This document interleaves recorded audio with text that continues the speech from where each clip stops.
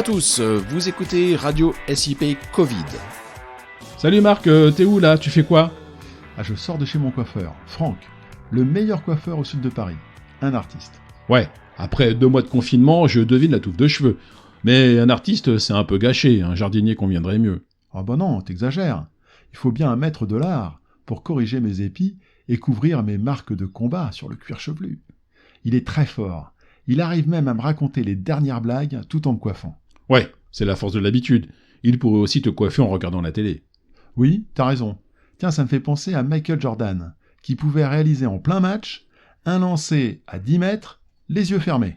Quel intérêt? Son panier ne vaut pas plus cher les yeux ouverts ou fermés. C'est de la frime, avec en prime le risque de se louper. Au contraire, cela a un effet psychologique très puissant.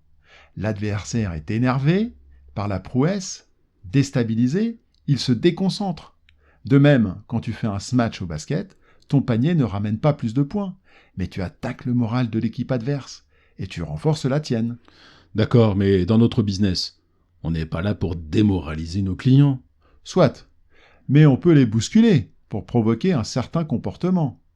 Ça me fait penser à un client, Michael, qui est également MVP dans son domaine. MVP? Oui, ça veut dire Most Valuable Player, le joueur ou la personne qui contribue le plus à la réussite de son équipe. Ok, et quelle était sa question?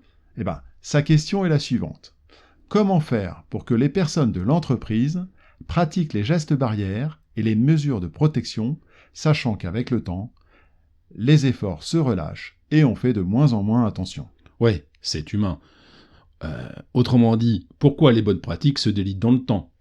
C'est simple.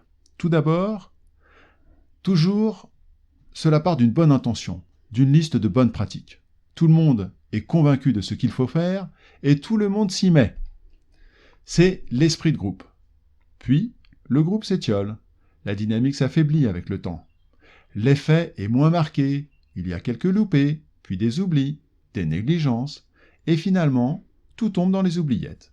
C'est une dérive naturelle vers le bas. Ouais, je vois bien. C'est comme mes copains de footing. Au départ, nous étions 5, bien motivés, hein. Puis, la saison de foot a repris, nous n'étions plus que 3.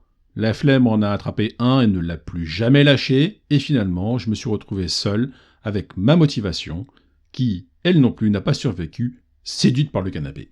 Exact. La dynamique de groupe fonctionne par conduction. Elle transmet l'émotion, et s'il manque un élément de la chaîne, tout cela peut être rompu.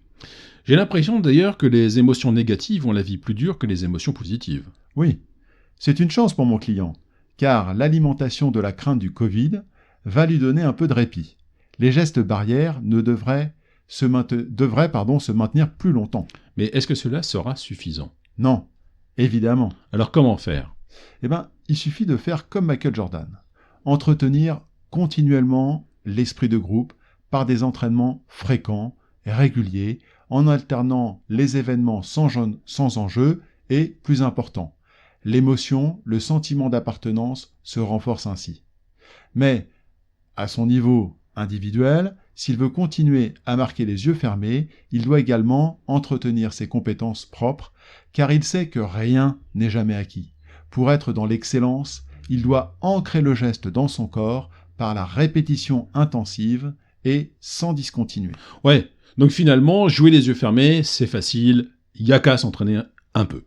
Ouais, alors un peu plus qu'un peu quand même, et surtout, il ne faut pas oublier que dans tout bon entraînement, il y a aussi un bon entraîneur. Ah bon? Parce que c'est toi qui entraîne Michael Jordan? Écoute, ça a failli se faire. Mais tu peux quand même intervenir pour l'entraînement des équipes business. Bien sûr.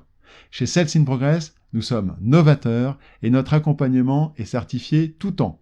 Nous avons le savoir-faire et les compétences qui relient le psychologique au fonctionnel et ainsi ancrer les compétences durablement pour que le dirigeant et ses équipes puissent mieux performer. Donc, on peut t'appeler les yeux fermés au 06 34 22 31 71. Exact.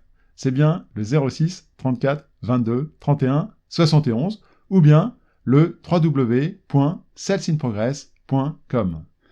Merci et salut Marc. Salut Arnaud. Salut à tous et portez-vous bien.